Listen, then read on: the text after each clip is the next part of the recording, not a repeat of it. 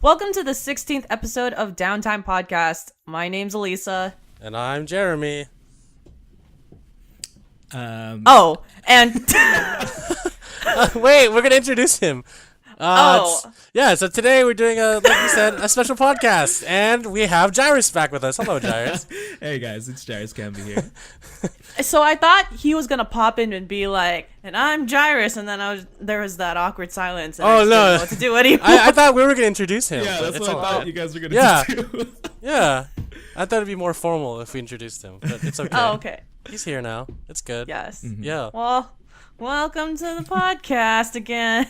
Yay! Now both of us are here to talk to Jairus, so that's kind of cool. Mm-hmm. Today we want to talk about music in video games, since Jairus is a musician, and last time we kind of touched on that, but we kind of want to expand on that a little in the podcast, right? Oh yeah, trust me, we'll be going over a lot, as many as we can. Damn.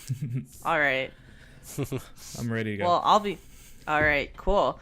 Well. So before I talk about that, I just wanted to talk about an experience I had this past weekend. Well, not kind of like a indirect experience. Yeah. But, I'm curious. and I told you two about it, but now as if you are a fan of the mobile game Pokemon Go, it's this past week has been the 1-year anniversary, and to celebrate it, there was a Pokemon Go Fest hosted by Niantic in Chicago. Now, this past weekend, I actually went to Chicago to visit, or just for vacation, and one of the friends who I went to Chicago with actually bought a ticket for this event, which was hosted in Grant Park, which is one of the main parks of Chicago. It's in one of the touristy spots as well, and I'm just hearing, I don't know if you two have been hearing the news, but all kinds of terrible shit came out of that. I have not heard anything. I have one question, though, before we get into that stuff. Why was it held in Chicago if Niantic is based in San Francisco? You know, why is Coachella in a desert? That doesn't answer my question still. I guess what I'm trying to say is, I guess you can have any festival wherever you want. Yeah, that's true, actually. I could see that. I genuinely don't know why it's not in San Francisco, although you can probably argue that there's not a lot of places to host a festival here. I mean, obviously, there's Outside Lands and the one on Angel Island, but I guess Chicago just seemed like an ideal situation to appeal to all of the United States and Canada. So it's like in the middle of the United States. Okay. I was just curious. Yeah. All right. Aside from that, I have no freaking idea why I was in Chicago. Let alone when I went to Chicago, I didn't know that it was Pokemon Go Fest at all. I was in my Lyft and all of a sudden, by the way, the driver was playing a hip hop radio station. Ooh, beautiful. And all of a sudden the radio station goes, "Hey, yo, I just wanted to let you know that Pokemon Go Fest is this weekend. Who has their tickets?" And I was like, "What?" And that's how I found out. And then on top of that, the friend who I went with, I didn't know he got the ticket initially. Oh, my God. We straight up met at the hotel, and he goes, "By the way, guys, we're not going to be hanging out on Saturday." Oh, my God. And we're like, "Why?" And he's... said he got the Pokemon Go ticket. I don't know. I think I would have hung out with my friends rather than go to this event. So, anyways, he clearly regretted it. Oh yeah, no, totally. Yeah, I was reading an article saying that Pokemon Go Fest, if you were to go to that, was the equivalent of going outside, turning on airplane mode on your phone, and trying to play Pokemon Go. Yes, there's a lot of issues that came with this. If you two remember the news about Fire Festival that came out in, I think, February, it was almost that same situation where the festival went to smithereens and it was very poorly planned. And here are a few of the reasons why. So coming from a fan perspective, one, the tickets sold out immediately because there was a limit of 10 tickets per person. So a lot of scalpers, as you can imagine. Ooh. So people were buying tickets for $300, $400, but the ticket was only $20. Wow, that's scalping at its best. It really is. Two, the appeal to one of the appeals to this event is for that event, they were going to open it up to legendary Pokemon to be captured by anyone who attended. Yeah. But the servers and everything was down. Wow, that's already a recipe for destruction. Oh my goodness. I know. So no one could even capture Pokemon. And when the CEO for Niantic came on, everyone was just booing him, and it was so bad. I know. And because of everything that happened, he gave everyone who bought a ticket a refund. And I don't know what else they gave, but I do know that because of the whole situation, legendary Pokemon for, I think, 48 hours were able to be captured relatively easily. Oh my god. And now I don't think you can capture it anymore. Or, you can capture it, but they're rare. Oh. That's just really unfortunate that their first go at it turned out to be like that. I'm pretty sure they wouldn't want their own event to end up like that. It sucks. Exactly, especially after especially with the bad rep that Niantic has. Oh, yeah. This was probably the event to make them seem cool, but they really messed it up. Backfired. Oh, dude. For real, though. I know. And my friend came back to us and complained, and I was thinking, yep, you should have gone to the museum with us. Just a little way of a little bit of a spite. Yeah. Just a tiny bit. You know what fascinates me about this is that a lot of my friends kind of gave up playing Pokemon Go, myself included, and now that there's a 1-year anniversary in Chicago, I realize that how many people still play this game, which is crazy. Yeah, too. Crazy. I didn't even realize that my friends were still playing it. I know one of my until friends this who event. continues to play it. Yeah.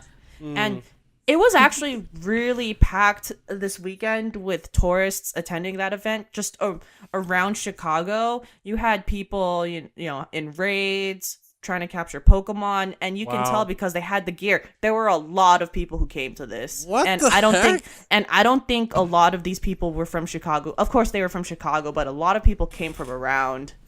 That is crazy. I know, Yeah, that's insane. That's how popular it still is. Yeah, The demand for that game is crazy. I don't know how you could still be into it. All you do is you just tap a screen and then you eventually get a Pokemon and you just continue on. I think it's just the nostalgia factor that plays well into it for everybody else. Yeah. Definitely. And I don't even think you can trade Pokemon or battle with other users yet. Oh wow, it's been a year though. I mean, it's been a year and it's only up to the second generation, Jesus, the Johto League. On release, or when that game originally came out, I remember being excited for it because I thought there was going to be a sort of friend system and a rival system. If I saw somebody across the street and he was playing Pokemon Go, we'd be able to battle each other immediately. But I guess that's too above and beyond for them to have developed at the time. Unfortunately. Yeah. Nonetheless, I don't know, just it's a year later. I'm kind of hoping at this point they would have something like that, but the closest thing to a friend system they have is, I think, something entirely different than what I thought. Yeah, but you know what? Pokemon's one of those things that lasts forever, it seems like. So people will always love As well Pokemon. as Ash being 10 years old. Yes. Lasts Yeah, forever. that's another story, but that's also true. But yeah, Pokemon's a lasting staple, and everyone loves Pokemon worldwide. So obviously, this game is never gonna die as long as Pokemon is still popular. As long as Nintendo lives. for me personally, seriously, yeah. But for me personally, Pokemon Go just fell off because I just didn't have the time and patience to keep running around physically trying to find these things. Yeah, it lost its shine real quick for me too. Yeah, agreed. And I guess we'll be hearing more news about the aftermath in the upcoming weeks. Oh man, I'm just bracing for it because I just feel so bad that it ended up that way. Oh man. I know. You see, what I feel bad for are the people who bought scalp tickets. Oh yeah, that's definitely. Oh man. Why would you even buy scalp tickets for an event like that? Just pay full price. I know. Well, maybe they didn't have the ticket, or it was impossible to get at that point. So then. That was the last Yeah. Yeah. So what happened was, you can buy up to 10 tickets at a time. Oh, so these guys planned ahead. These guys knew what they were doing. Yeah, but they didn't know what they were getting into. That's the other thing.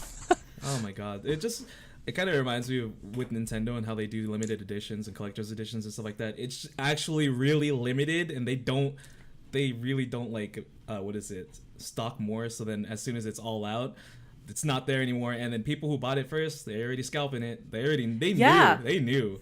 Oh my god. I was thinking about that because you two know the Halo Collector Edition where you have that really big constructed box? Yes, I do. I do know about that. That was promoted as a collector's item, but they produced a lot of them. So it doesn't even so the box and the figures don't even sell for that much because although it was supposed to be a collector's limited edition, they didn't even make they made too much. What? So everyone has it. But what Jairus said with Nintendo's strategy of just making it appear as all of these items are rare and they're producing very little of the consoles. I don't like that. It's like supply and demand, man. When there's little supply, there's gonna be high demand, but it doesn't play in the favor of Nintendo. It plays in the favor of the scalpers. Yes. Oh, Nintendo, learn from your mistakes, please.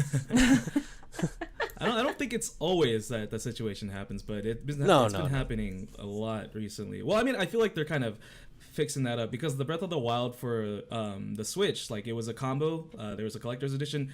There was actually a good amount of that in stock, so I don't feel that a lot of people were able to scalp that. Yeah. Okay. That's good. Yeah, I don't think the game itself needed to be scalped. It's the Switch. Oh.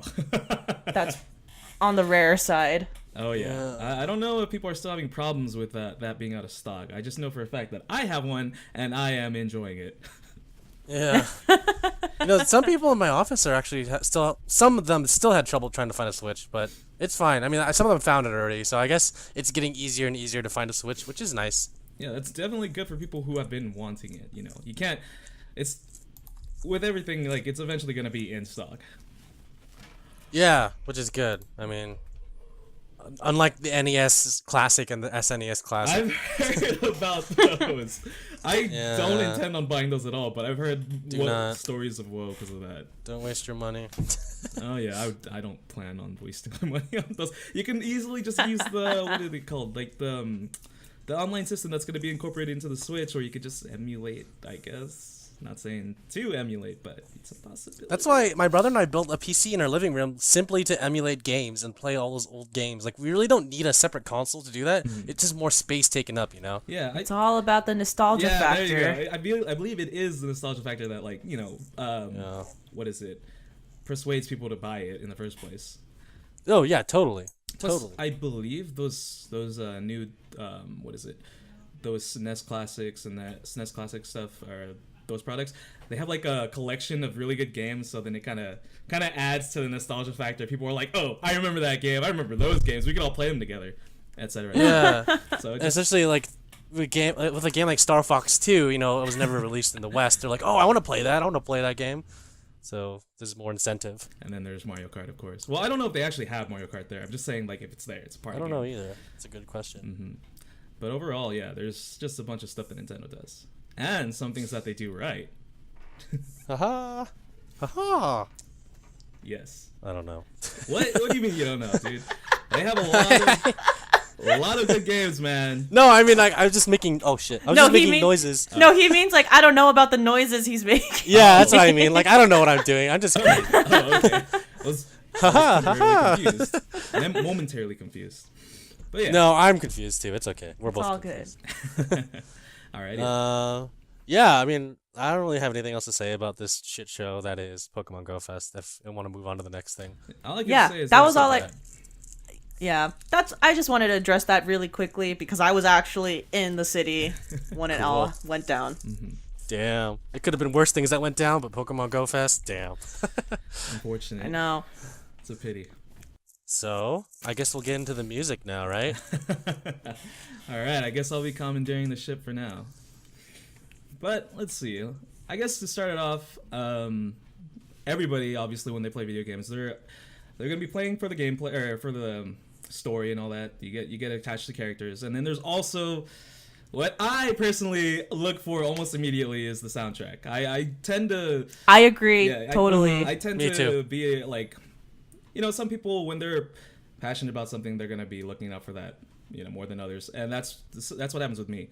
So there's plenty of games that I can totally just name right off the bat. One of them. Well, what's up? Well, first of all, let's all name our 3 favorite games or game franchises, like soundtracks, and I can go first. All right, go. So, my one of mine, like, this is not in any particular order, just like the three I can think of off the top of my head that resonate with me the most. Banjo-Kazooie, Banjo-Tooie. So Grant Kirkhope, he's one of my all-time favorite composers. And it's the reason why I bought Ukulele, the new title from yeah, that game studio.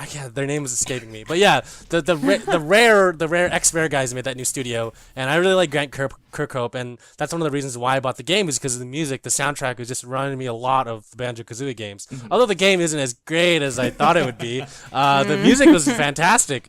Another one that resonates with me the most is the Halo franchise. Yes. I love Martin O'Donnell and what he did with all the Halo games. The Halo 2 theme song, in my opinion, is one of the best video game theme songs of all time. It's so... Yeah, exactly! Oh, yeah. No, totally. I love it. The Halo franchise in general, wow, the music is amazing, and it's something that I really, really think about when I'm playing a Halo game, and I want to hear the music, when I'm playing the game, so sometimes I'll just...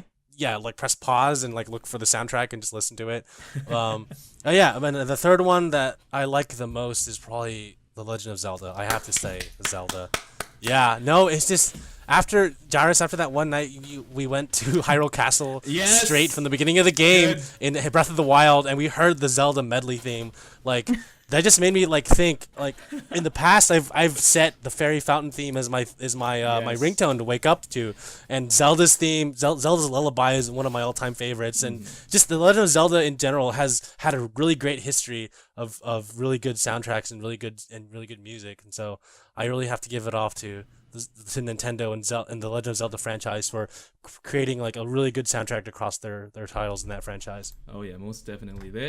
They do really good work. Like, oh man, there are so many games that they produced or have helped release through their company that they have great soundtracks. Alyssa, you can go next with yours. I'm curious as to what you have. All right. Let's see. I'd have to say that my top 3 would be Final Fantasy VIII, Final Fantasy X, and Persona 4. Oh wow! Wait. You could say it as a franchise, so then you have space for a third one. I'm curious if you have another one past those. Oh, there's choices. Okay, so I am gonna say the Final Fantasy franchise because I love Nobuo Uematsu. Uematsu, yes. It's okay. Fucking good. Yeah. He's God bless him. Really though. Goodness gracious. He's amazing. Oh, you know what? Here it is. I'd say third is Chrono Trigger. I was going to talk about that. Good choice. Wonderful choice. So Chrono, Persona, and Final Fantasy are my 3 favorite OST games. Really quick, I know you both love JRPGs, so I think you guys can have a lot to talk about when it comes to that sector. Oh. Anyways, Jairus, how about you, man? What are your top 3s? That's a hard one. As a musician, I know it's really hard to it's more so, even if I'm not pinpointing like in no particular order, it's still hard for me to choose exactly what like. There's a plethora of games, and I can't it's not choose something. I got you. But okay, if I'm to choose, you guys have named already like some the ones that I absolutely love. There's The Legend of Zelda you guys named. Final Fantasy has already been named. Oh my god, like those are also some of mine. But I guess for a bit of a breath of fresh air, I'm gonna give 3 different ones. All right. One that I really like. Obviously, we've all played it, and we even mentioned it earlier. It's Pokemon. We can't not talk about like video game music without Pokemon. Pokemon has a lot of good like songs, believe it or not. That's very true. Like you have the little jingle from when you're healing your Pokemon. You have the Lavender Town theme, which can be creepy. You can have the Viridian, I believe it is. Yes, and then Pallet Town. Pallet Town, come on. Yeah. Who Anyway. composed the music? And there's for- that battle. There's that battle Yes. theme too. The one who composed it is Junichi Masuda, and I believe he's still very strong with the Pokemon series. He's still composing for a majority of them. I believe though that he's also directing, so then there are also new composers working under him. Unfortunately, I don't know their names, so I'm sorry, composers. I don't know your names. But yeah, there's that.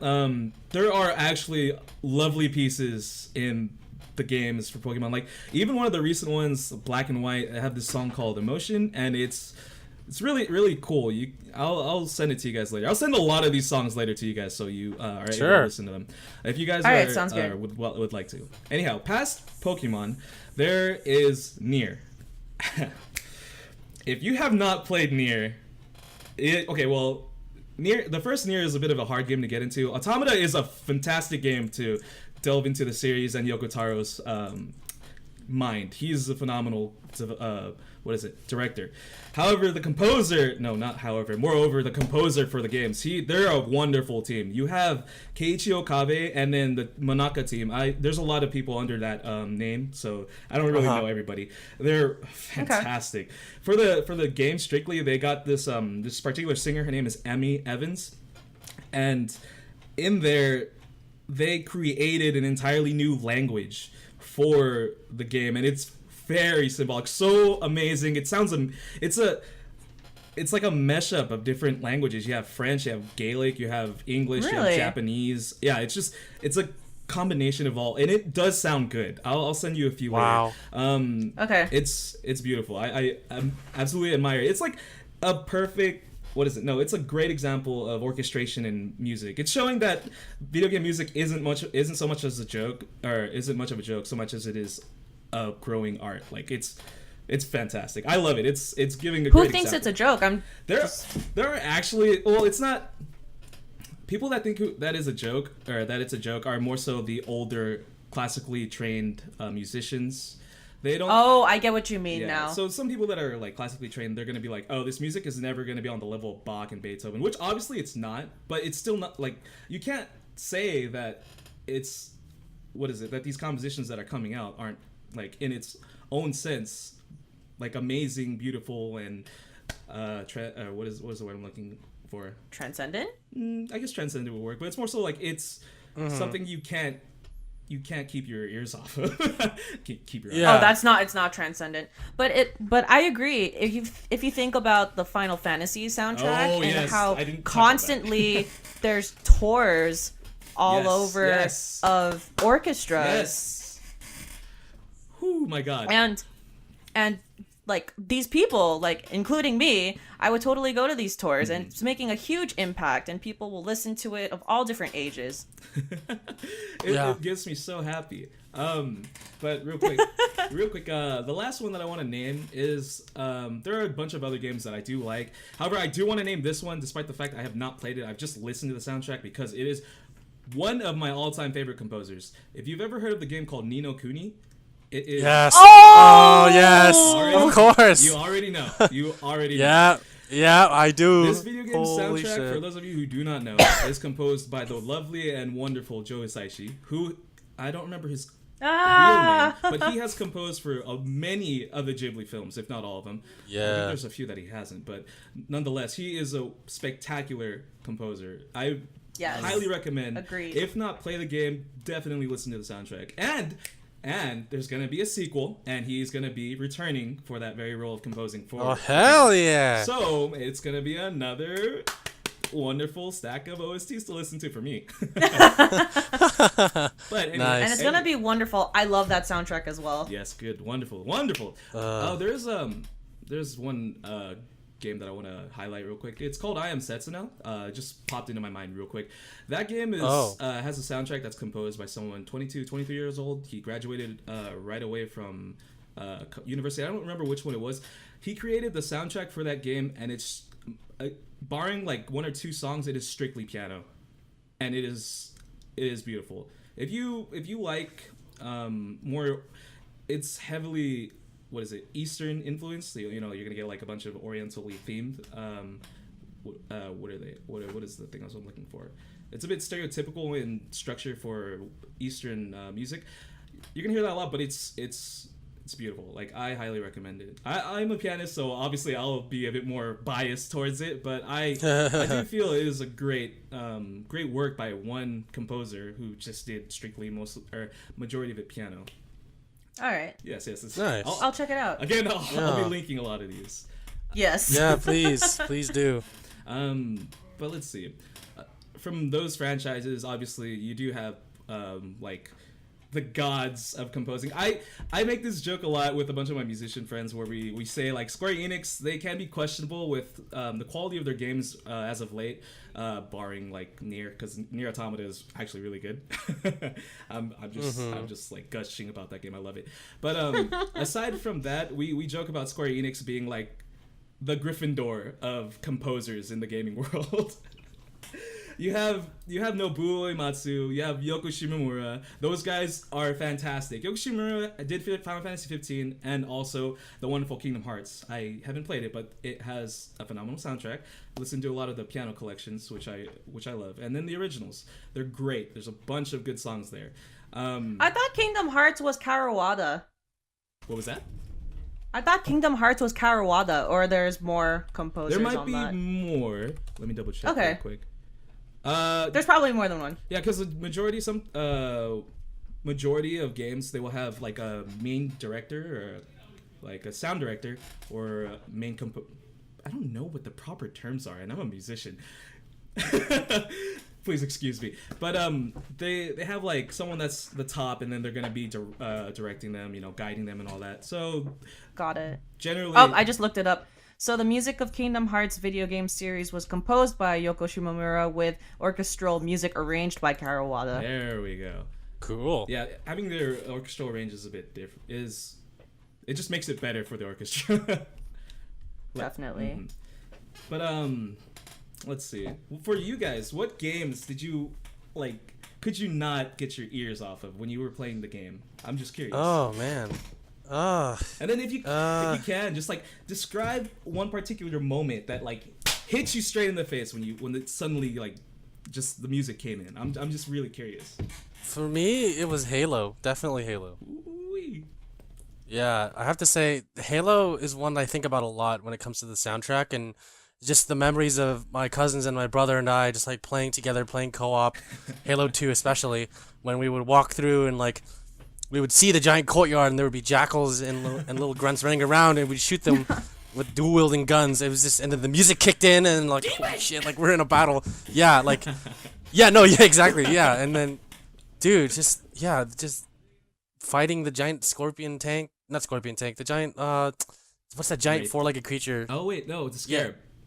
Yeah, the scarab, like just fight, like trying to get on the scarab and stuff. Like, yeah, I think that was like one of my earliest memories playing video games with my cousins and my brother, and all of us like collaborating together to finish it. And another one I would say is probably Super Smash Brothers. I really like the music in that franchise. Ooh, as especially well. Brawl. Ooh. Yeah, it's good stuff. And the whole entire Super Smash Brothers franchise is, I think I mentioned this before on the podcast, was whenever I buy a Nintendo console, it was because of a Smash game. Just like play, yeah, no, seriously, like it was the music, it was like the story, whatever you want to call it, if there was a story, especially in Yeah. Brawl, and then just like playing against other people and playing against my cousins and my brother and trying to see who's better.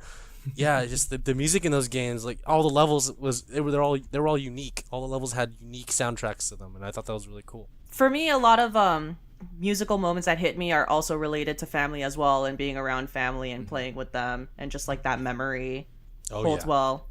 So I'll always cite this as the first time I really started paying attention to music in video games. Okay. So Final Fantasy X, it's the first time you visit the equivalent of the afterlife, and all of them are in kind of like this ephemeral world, and it's playing this song called Wandering, and it's to this day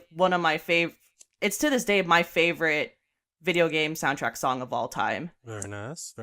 It's the first time where I really connected the music with the game, and just everyone in this moment is talking about people who've died in their past, and the music's very fitting and really resonated with me, because then I thought about my own life, and then from there, it really like that's when video game music really hit me hard.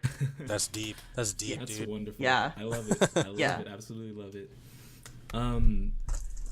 I can't really pinpoint for me where I started, paying attention to video game music.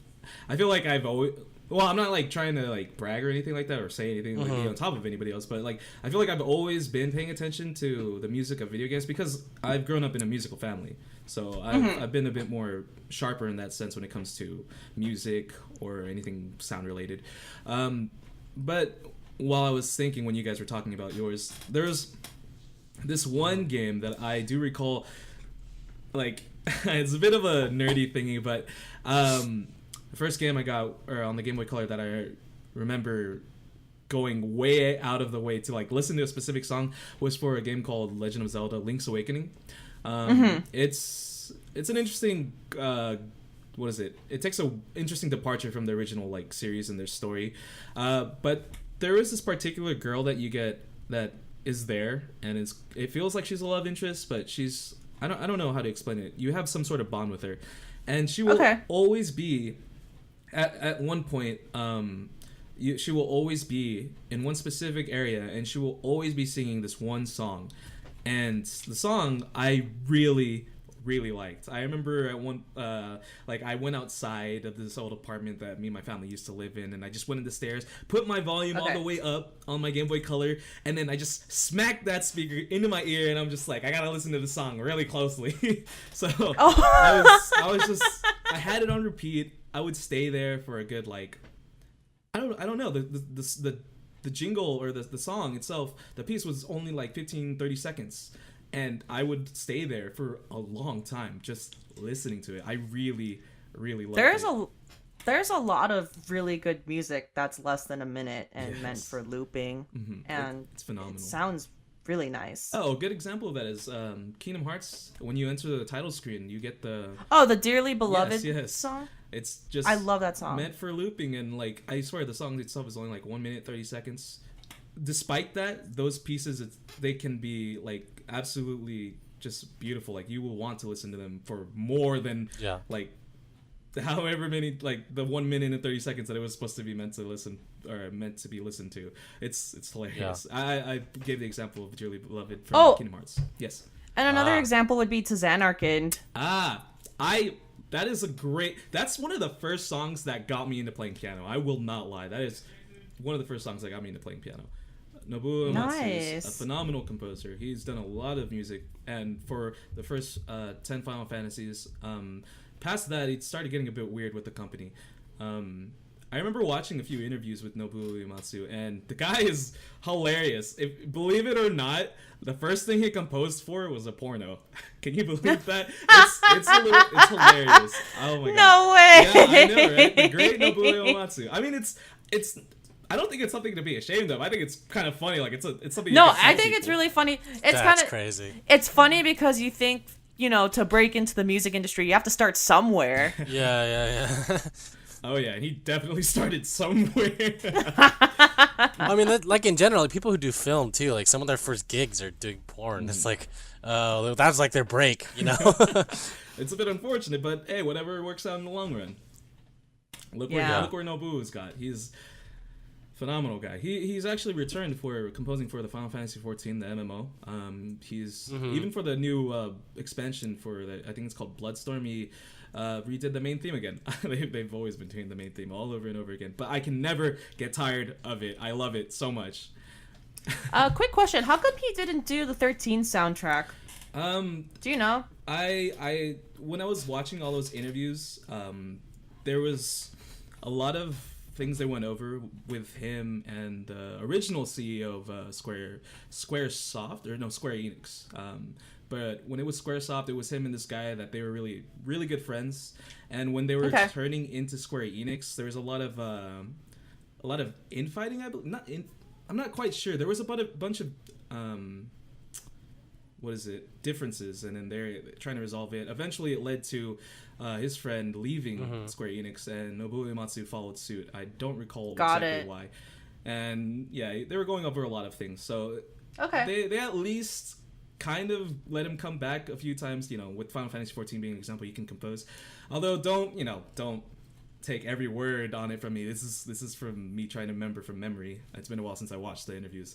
But for the most part, there was some sort of internal, not fighting, not drama. I want to say something better, but kind of hard for me to Internal dispute? Yes, disputes would be a better way to word it. Got it. So there's that. But let's see. Moving on, there are, like we mentioned earlier, a lot of games that have like phenomenal moments that just hit us.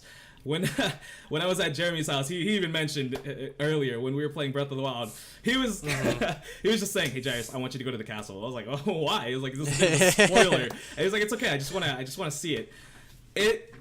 The way that scene plays, like even if you didn't like the music in Breath of the Wild, the Breath of the Wild has the soundtrack for that has been getting a bit of like, it's been left and right with people, but for the most part, despite that, I feel that exact moment you enter the castle, hearing everything just like as you're progressing, it's the perfect song to just storm the castle with. You're the hero of Hyrule. You finally got everything on, and then you're going in to destroy Ganon, and you're just like, here's this cadential theme. You have the like military drums. You have like, for some reason there's like electronic bass, and it's cool as fuck. And you have, what is it? A culmination of themes from the past Zelda games that are just there, and it's, oh my god, it's nostalgic and it's hype inducing. Like, it's phenomenal. Yeah, and something I noticed, I told you when we were playing it, is that I did not hear the original or like traditional Zelda theme when we were playing the main game, the main story. And I was wondering about that, like why didn't they do that? And I think it's because they wanted you to hear it at a certain point in the game. Like they kind of rewarded you with the theme. It's like, oh, there's the thing that we've been looking for. It's like they have to. It's about moments, like set pieces in the game. The game itself, it is very atmospheric. The game is open world, so I feel that they chose, they made the right decisions with the music in regards to that. Although they do really interesting stuff, compositional wise, but that's a totally different area.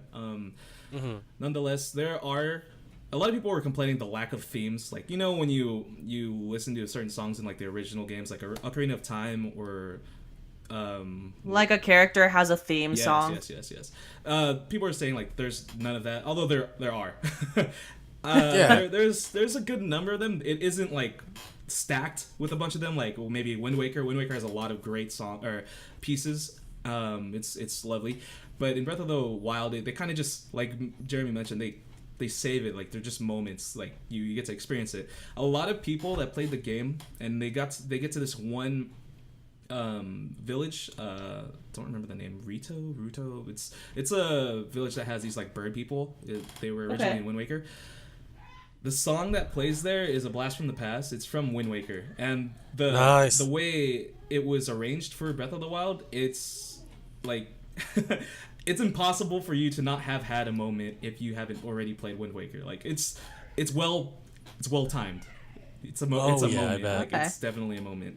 It's great. So there's Breath of the Wild, Wind Waker. There's a bunch of other games. I definitely love a lot of them. I can go on and on and on. Like, yeah, I know. I could tell. Like, sorry, I had to talk about this one at least. It's okay. No, go ahead. There is Nier Automata. Nier, those two games. Like I mentioned earlier, Keiichi Okabe, Timonaka, Emmy Evans.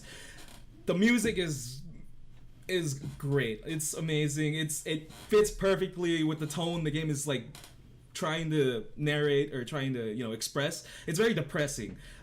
It's beautiful. It's fantastic. It's depressing. Yeah, no, like especially the first Nier. Like you think you're the hero, but you're actually one of the biggest assholes because there is no solution for any side. So it's just it's intense. But the music is beautiful. It's great. There's moments where you're just like, wow, what the hell is this song? I want to listen to this. And then there's the chaos language that Emmy Evans is singing, and you're just like, what is this? I swear it's French, but it's not. And then there's a bunch of things. There's a lot of beautiful pieces. I absolutely love what they did with Nier. And then in Automata, Cage, he just steps his game up with the rest of his team. I firmly believe Nier Automata is the pinnacle of video game music right now. There is like, I feel there is no other at the moment that equates to it, because in video game music, it's great to like fit certain like scenes and all that stuff. However, in Automata, they're story-wise, as you progress, like at first you'll start at this one place, and then you'll get like a one version of this song, and then you'll get familiar with it, but it's just like in the background, it's just atmospheric. And then further you get along, the song changes, but it's the same song. However, it's louder, it's dynamic. You can hear it more, and it's more, what's the word I'm looking for? It's present, like it's there. And then finally, when shit's hitting the fan, like, it's the loudest it can get, and then you're just like, what is going on? And it just happens with multiple themes in different areas there. It's great, but it's not even that, too. There's a section of the game where you have to switch off the perspective. You have to play a different character. A lot of people may not like this character a lot because of the way he fights, but despite that, his fighting style has you hacking. You'll hear the song playing, and then all of a sudden when you hack, it turns into 8-bit, but it transitions seamlessly. It's flawless. It's amazing. And I'm just like, when did this happen? Like, I swear I was hearing the song orchestrated a moment ago. Why is it suddenly 8-bit? And I'm just like, I didn't even realize it. I was like, this is great. This is beautiful. It's amazing. I highly recommend this game for so many people. Like, it's interesting in that it tries to be a lot of different games at once. The gameplay, like, it can be a hack and slash, it can be a top-down shooter, it can be a side scroller at some points, but wow, Yoko Taro is a great visionary. He's amazing. He's an interesting dude. Yeah, I've never played this game before, so same. Man, I have it ready if you ever want to borrow it. It's on PS4. All right. I am a profound believer in this game, like to the point where I'm just like, oh, you have a PS4? Have you ever played Automata? No? Here, I'll let you borrow it. I don't even know who you are, but here. That's how I feel about Yakuza 0. I'm exactly like that with Yakuza 0. Alyssa knows. Yeah, speaking of Yakuza 0, how's that in terms of soundtrack? I don't always well, let me tell you. Let's just say there's like over 70 songs, I think, of soundtrack.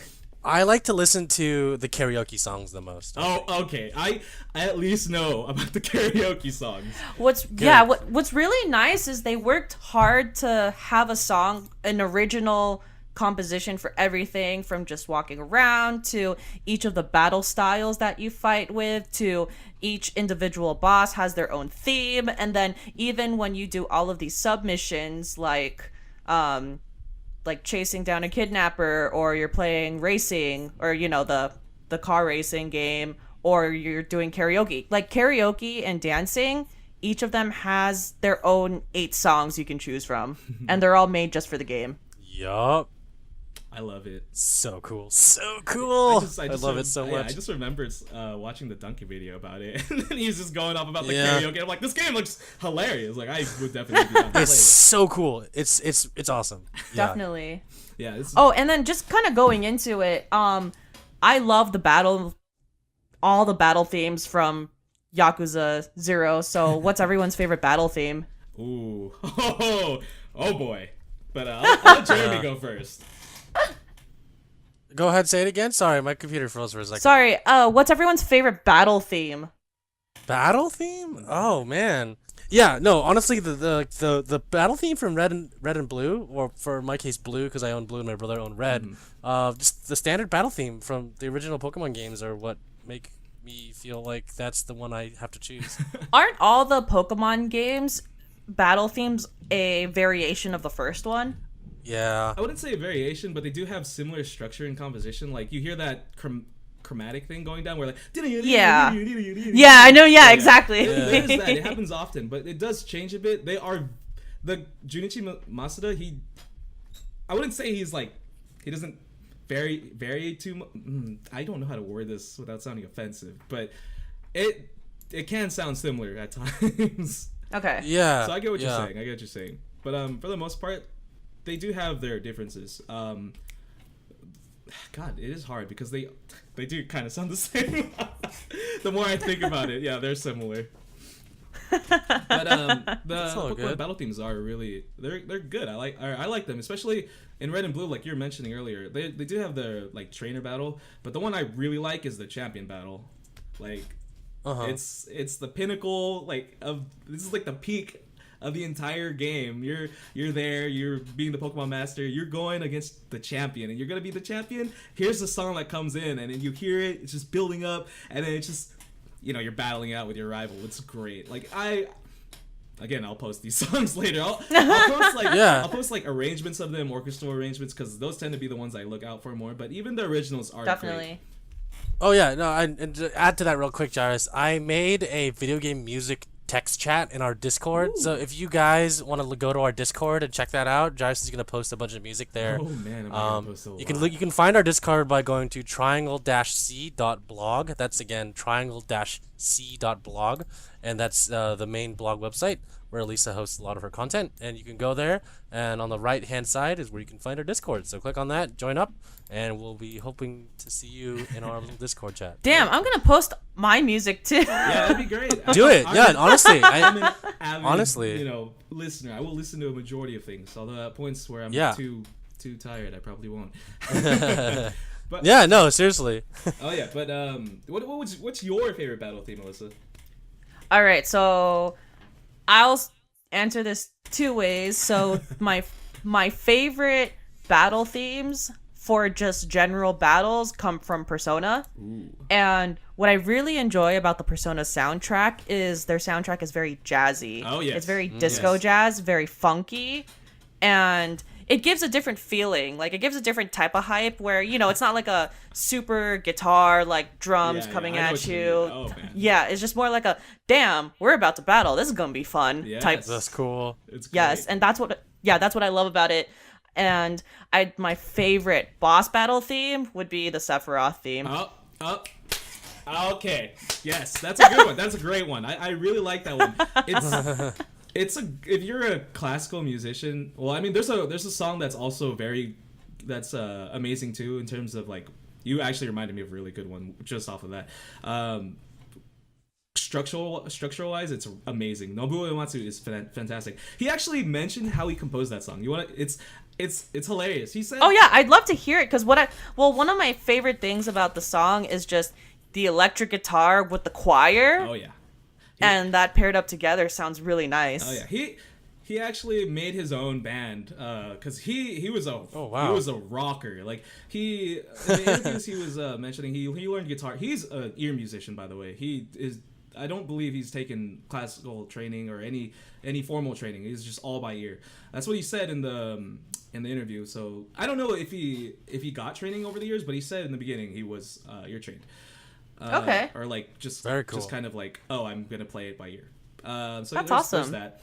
He loved the Beatles. He loved, what's that guy's name? The dude who sang for Lion King. Do you guys remember? I have no idea. But can you feel the Oh. love? Jonathan Taylor Thomas? I have no idea. What the hell? I don't remember the name. What do you want? I don't remember the name, but he really liked that guy. But over the years, he was finally like, gotcha. He was kind of like, oh, I'm my own, or like, I like myself. Oh my god! So, can't believe Elton John. There you go. Yes, he really liked Elton John. Yeah, I can't believe that didn't like get me. So there was that, and he was a rocker. Eventually, he was able to create his own band and even record for like the orchestras for the piece "One-Winged Angel." When he was discussing about that song, he mentioned how he would write certain parts. He'd hear it, he'd do it, put it down, and all that stuff, and then like try to compose things, and maybe he wouldn't work out, so then he'd just stop, leave, and then maybe he'd come back again later. Eventually, he got like different things written down, and then he was like, "Okay, let's pretend this is a puzzle piece, and we're just gonna put it together." That's exactly how it got composed. That's really cool. He made different different parts of it at different times, and then just puzzle pieced it together, and it worked out. That's really awesome. Yes, it worked out phenomenally. Holy crap. And going over it, like, I haven't played Final Fantasy VII, but a lot of the people who talked about it would tell me about that very specific moment where the song would play, and then Sephiroth would become the badass One-Winged Angel, and then you see the fire and all that stuff. Oh my god, like, I just can only imagine how it would have been if I played it. I'm surprised you never played it. Are you waiting for the remastered edition? Okay, I'll be honest with you. Okay. You can be honest. I lied a bit. I have played it on the PSP, because I bought it a while ago, I was so curious as to why it was so hyped up. When I played it, I got to this one point where I was with Aryus, everybody disputes over that. I got to one part and I couldn't, for the life of me, figure out where to go because the graphics hurt my eyes. Like, it just, I could not, like, it did not age well. I'm spoiled. Yeah. I'm spoiled when it comes to video games, I guess you could say. Oh no, I got you. Well, lucky, like, it's gonna come out in the next 2 years. Oh yeah, but the only unfortunate thing is it's gonna be episodic, so I have to pay additional in order to get the entire story. But nonetheless, I'm hoping for a remastered soundtrack for me to, orgasm over. Like, I don't know I don't know any other way to word it. I'm going to have like a sure, man. But you have a session. Oh my god, what's happening? But anyhow, There we go. so for me, there are many battle themes that I've come to love. Enjoy. There's some from the Tales series. They have great themes, by the way. I think Tales of Zestiria, I think it was, or Zilia. They have these trial themes, and there's one that's like Latin themed, and I love it. It's great. There's there's the Final Fantasy, or there's Kingdom Hearts with some of the battle themes they have. There's one that's Wonderland Surprises. It's great. And Legend of Zelda. No, actually, Legend of Zelda doesn't really have many that I can think of. It's more like a atmospheric kind of mood thingy, and okay, it's getting hard for me to think. But anyhow, the battle theme or boss theme that really struck me was from Final Fantasy VI. I never played the game, actually. I watched a Let's Play of it. And there's this one guy you will hate if you ever play the game. He's very, very cream of the crop villain. Like, you thought... Well, I mean, this obviously goes from perspective to perspective. Sephiroth is a cool kind of badass, but then Kefka from Final Fantasy VI is an asshole badass who's, like, complete...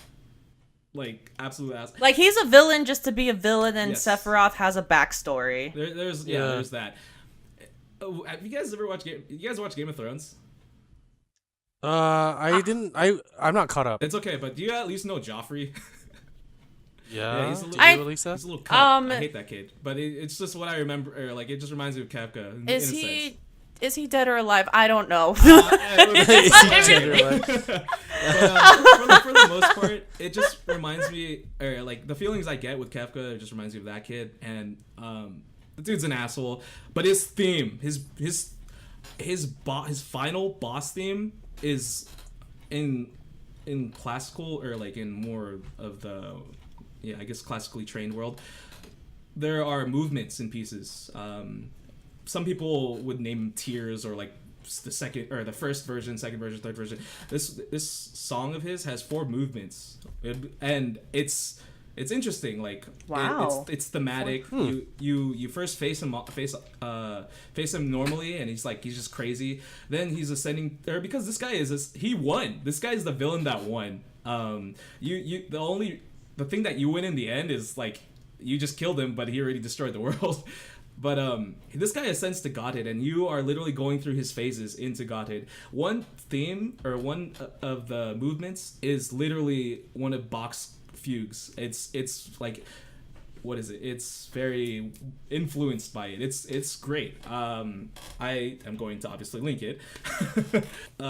It's great. Like, I feel it's a really well put together battle theme, boss theme, because it's just like so with every descent, it's change in the movement. Yeah, is what I'm okay. Like, you know how in Final Fantasy, it's original like turn based, and then HP and all that stuff. When you get to a certain point, like you're gonna defeat the first like movement. I guess that's how I'm gonna word it. The first movement of him, and then it moves on to the second movement, and moves on to the third movement and fourth movement. Okay. Finally to the end. And yeah, the music transitions as well. Like, it doesn't like suddenly cut off and go to the next part of the movement. Okay, that's awesome. It works out. Yeah, just like how Nier Automata managed to do that seamless transition into the 8-bit and all that. Very cool. Yeah, it's great. Like, I can't believe they managed to do that with the SNES back then. The guy had a color, like, you give what is it? There are people who are saying how Nobuo Uematsu was given a color crayon, or like the music fonts for the SNES was very limited. So people are mentioning how they gave him a Crayola box, and how he painted the Mona Lisa with that. And I was like, that's a really cool way of wording his composition. Like, the way he composed it. So I really like that. But that's nice. Generally one of my favorite like boss battle themes. But now, like, just to switch it up a bit, what is your guys' favorite, like, overworld themes? Like, the main theme of anything. Or not overworld, I guess main themes. If you can think of one. Oh, my goodness. If you can think of one. Oh, Alyssa, you should go first. That is a hard question. There's a lot to choose from. There's no lie. There is. I guess, if not main theme, just another very prominent theme that stuck out to you. Like, I guess an example was like in The Legend of Zelda, when you played Ocarina of Time, you will always remember Zelda's Lullaby or even the Song of Storms. Yeah, for me, I'll have to say Banjo-Kazooie, because in the overworld, it's the same theme by Grant Kirkhope, but it's like as you get closer to a certain level, it'll change the theme to the instruments that match that level. Like so for example, there's a snow one that'll change to like a xylophone, or if you go closer to the beach, it'll sound more like a reggae tune, but it'll still keep the same theme. It's like dun dun dun dun dun dun dun dun dun, and then it'll get closer to the beach, like dun doo doo doo doo doo doo doo. It's like, oh, okay, that's kind of cute, and like uses like tropical instruments like bongo drums, and yeah, it was cool. It was really cool to hear like the same theme being played with different instruments over and over again for different levels, and I thought that was really cool and really innovative for that game at the time. Man, that is a spectacular choice, actually. I remember playing a bit of it. So the theming and then the changing of instruments and all that to fit a specific area. Generally, when you have a game, you're gonna have a main theme, or like even a movie, you're gonna have a main theme, and then it's gonna play throughout the entire movie in like different areas and in different ways. Yeah. Those are called leitmotifs. I remember hearing it from a YouTuber named Joshua Taipale or something like that. But shout out to Joshua. Yeah, seriously, he did a great job explaining it. So that's a great example of it. Like I don't remember that well, but I do remember like how interesting the instrumentation got with Banjo-Kazooie. And what about you, Alyssa? Damn, that's a really difficult question because I haven't really thought about that. I guess so first I'll say in the most recent Persona 5 game. Oh my god. Okay, sorry. What keep going. In the most recent game there's a song called Life Will Change, and it's the general theme song of the series of this game, and it's once again it's acid jazz, and for people who can't really put a tune to acid jazz, it's basically like the Cowboy Bebop theme song, Cowboy Bebop soundtrack as well. That's like that type of feel. That's phenomenal. And it's really fun. It's very hype in that like very like lighthearted mood. So I like that theme, and I guess like I said, I really like the Halo 2 theme song. Yes. Oh like yeah. There is like you cannot never stop talking about that because Halo has a really well composed soundtrack. It really does. And I don't really play Halo because I don't play first person shooter, but when I first heard the Halo theme song, I liked it because I used to be in band and I really appreciate that type of music. When I heard the Halo 2 and they added the electric guitar, I was like, oh shit, it is about to go down. This is so good. It's fucking lit right now, guys. It's fucking lit right now. Exactly. But it's... Although I did like the themes for Halo 3 and 4, like the opening, the opening theme for Halo 4, when you just the opening menu theme, I was like, oh, that's really cool. Halo 4 is great. I really like that. Yeah. With the Kingdom Hearts theme, what I also like is how it's a bit it's a bit faster in the very first Kingdom Hearts, and in the second Kingdom Hearts they slowed it down a bit. Oh yeah. Okay, real quick. On a side note, Jairus is the one who told me that Utari Hikaru's next soundtrack or next song for Kingdom Hearts 3's coming out, right? You're the one who told me that, right? In December. Yeah. So get ready do you know the for name?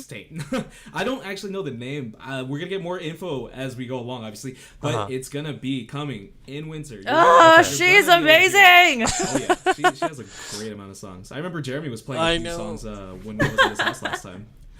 Yeah, I like my favorite song from her new album is 2-week vacation, or in Japanese it's Nijikan Dake no Vakansu, which means like take a 2-week vacation. I don't know how to explain it in English, but yeah, it's a really good song from her new album featuring Sheena Ringo. Shout out to Sheena Ringo wherever you are. Oh, okay. Yeah, Yutaro Hikaru is great. I remember the first time I ever listened to the song that they featured the main trailer for Kingdom Hearts 4. Was it Simple and Clean? Mm-hmm. Oh my god, I remember getting so hyped over that, but I never even got to play it on the PS2. I missed my entire Kingdom Hearts career. Like, I never got to play Kingdom Hearts at all. Now you can play it on the PS4. They have the 1.5 and 2.5 remix on one disc. And then 2.8. I don't know what that is, but okay. But have you seen the new trailer? I actually haven't seen the newest one, but the one before that was released. It's looking really good. New trailer for Kingdom Hearts? Oh yeah. Did it come out at Comic-Con? I don't remember. Is Comic-Con? I think he's talking about E3. Yeah. The E3 Oh, okay. The E3 one, that was the last one that I was mentioning that I remember seeing, but there's another one that got released recently. Oh, you're talking about the one that came out like 2 weeks ago? Yes, the one with Toy Story. Okay, yeah, I know what you're talking about. I haven't watched it yet. Oh, that one. Yeah. Yeah. Okay. From D23. Yeah, there we go. That you talked about that in the last podcast, Lisa. Yeah. I got something catching up to you.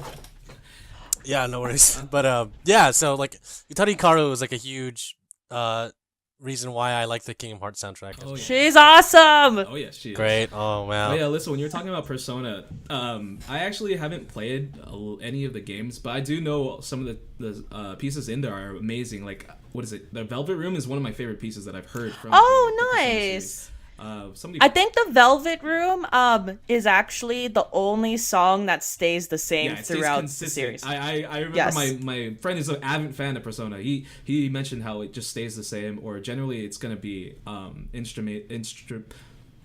instrumentation, whatever it's gonna instrumentalized. Be. Yeah, the instrumentation will be generally the same. Yes.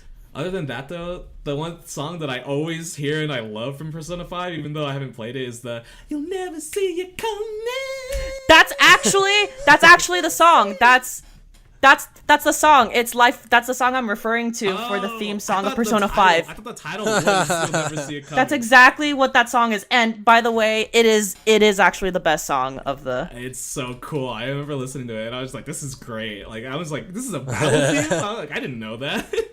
It's really cool. Nice. Like, Persona takes an interesting take on music. Like, the guy is given free reign, I guess, and he just like jazzes everything up, and it's like, wow, I didn't ever think this could be a battle theme. It's phenomenal. I know. Fantastic. It's really cool because Persona is you have to look at it like a whole package because it is a very live. So although the themes that are covered in the story are very dark. Mm-hmm.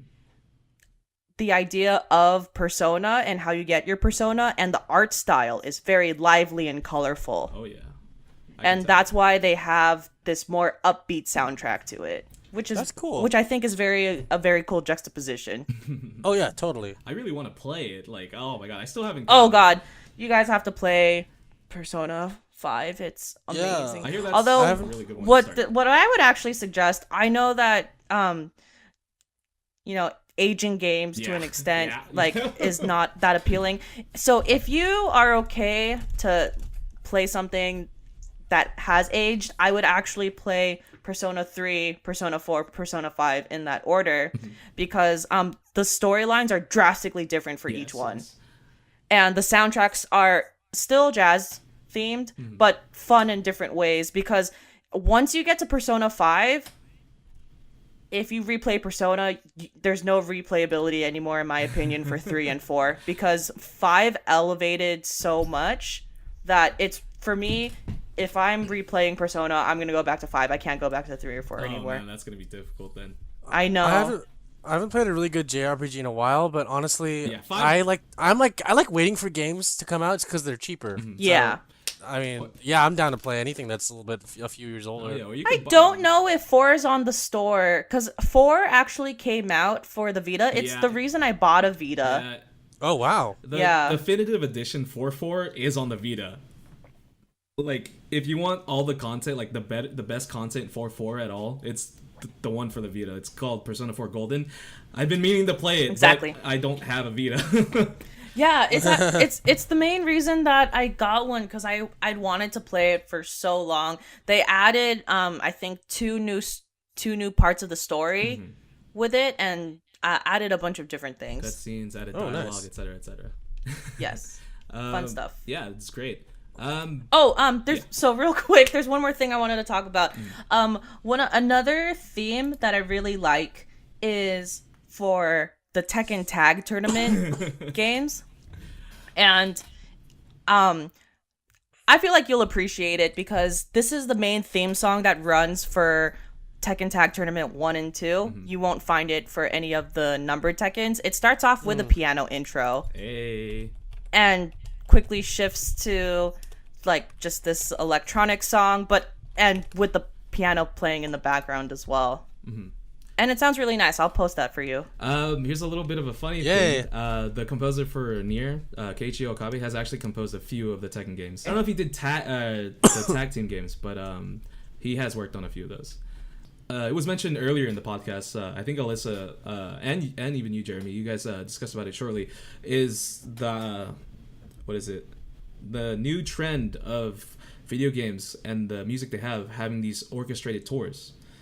So this is becoming more common, and actually in some of the interviews that I've seen that I watched when it comes to the video game composers and these musicians, they touched upon like the orchestrated tours and said that like it's an amazing phenomenon that's been happening, especially with Final Fantasy. I believe Final Fantasy is the one that like was the one in the front or in the vanguard in that area. I'm not quite sure, but I remember this man was mentioning about how classical concerts, of course they'll get people who go to them, but they tend to be the audience can be a bit of a hit and miss in the sense that people will cough obnoxiously or some people will sleep. They'll just be there to be there, I feel like. I see. But when it comes to the video game orchestra, the tours that they have, he was saying how the audience that they get there,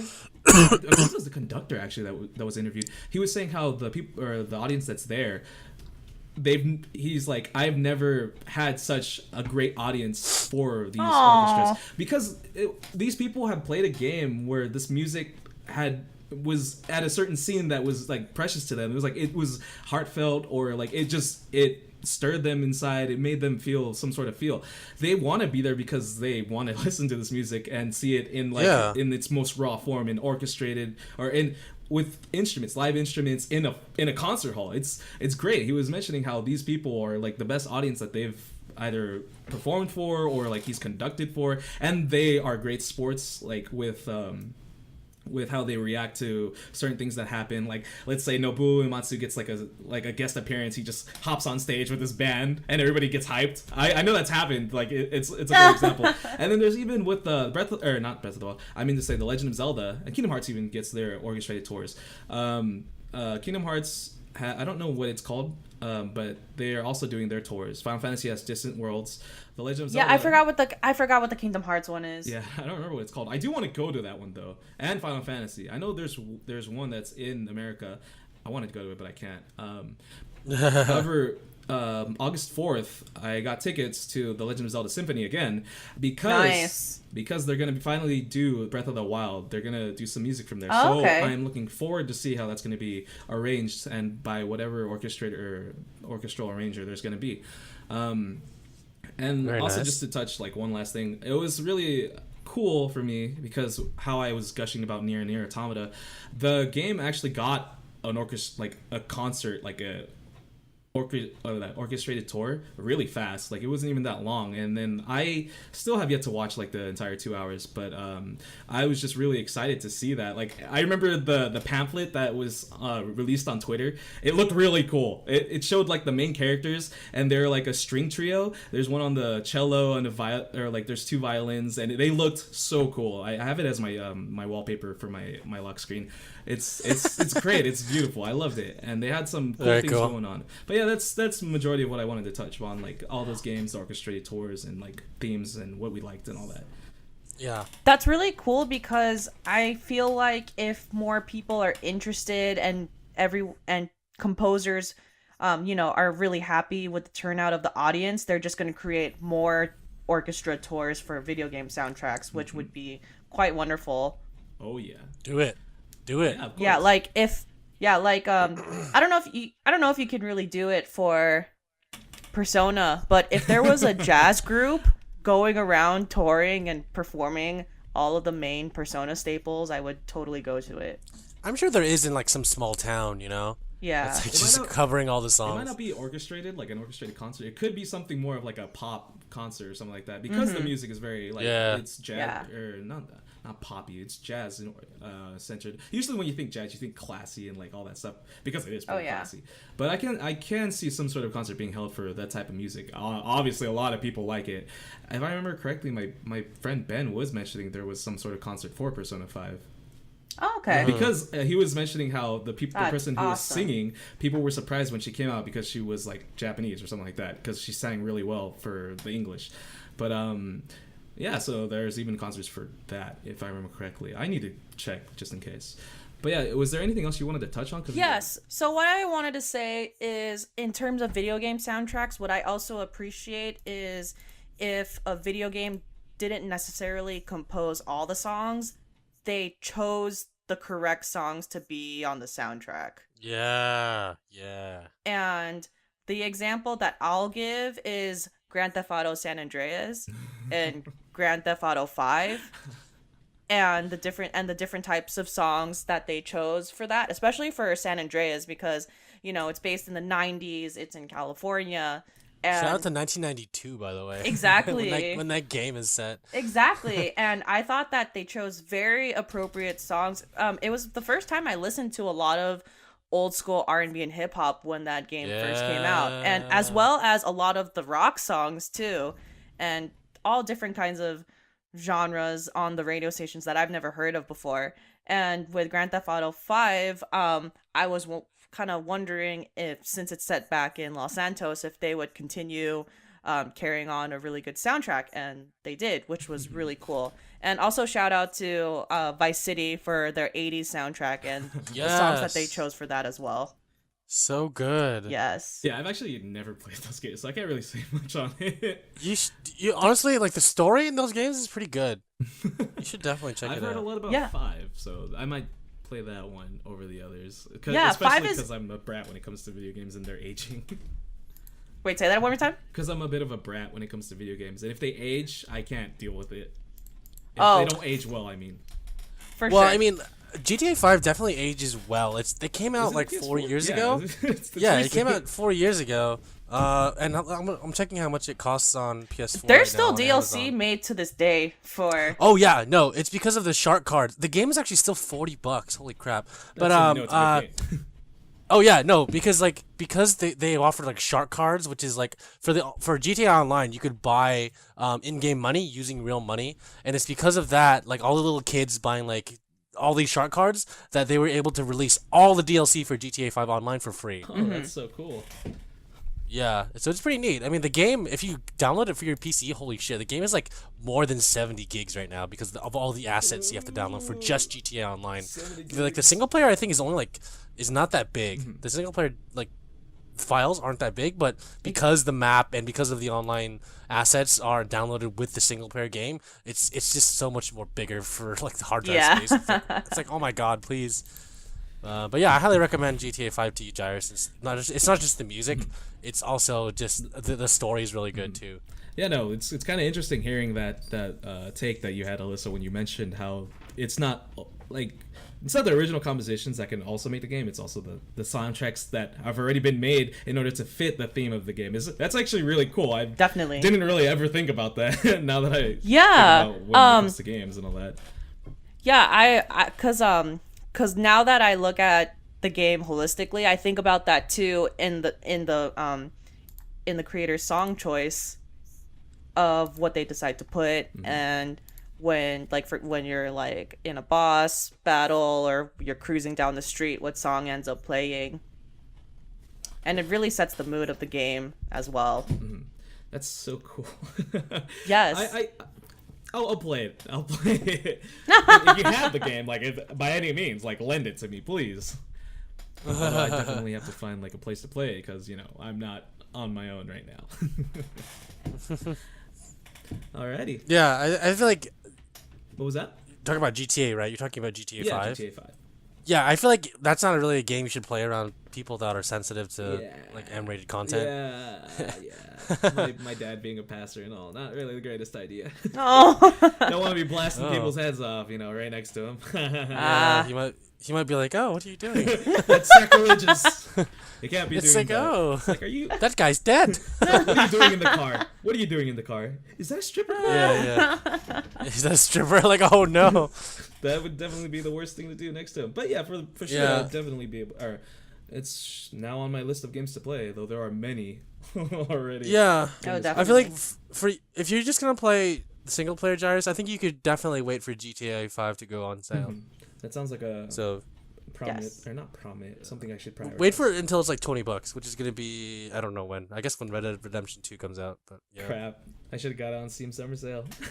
No, it's all good. No, if you're gonna buy for PS4, wait for Black Friday and then just go to Best Buy.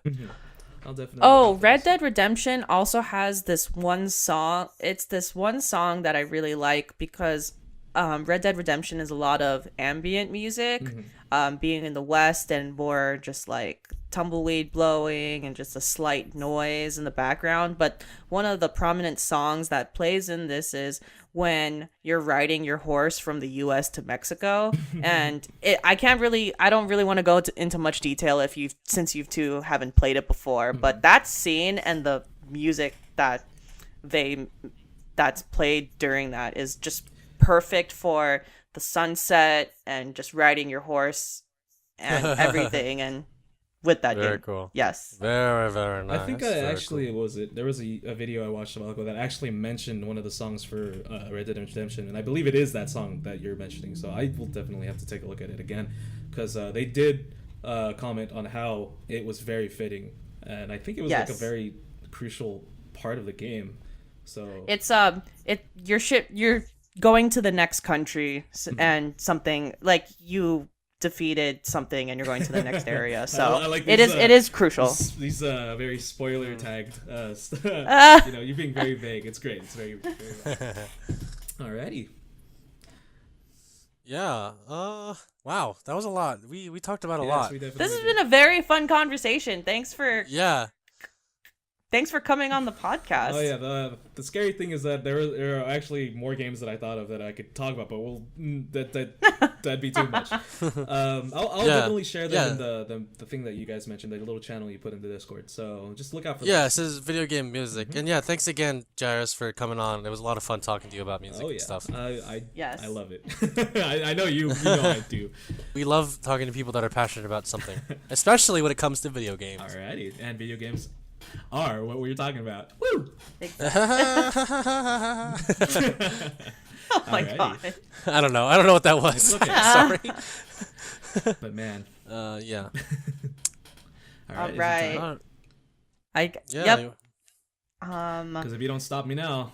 Whew. Oh no, I gotta wake close up. us out, Alyssa. Yes. Okay. Thank you for listening to the 16th episode of Downtime Podcast. Good night. Good night. Good night, guys.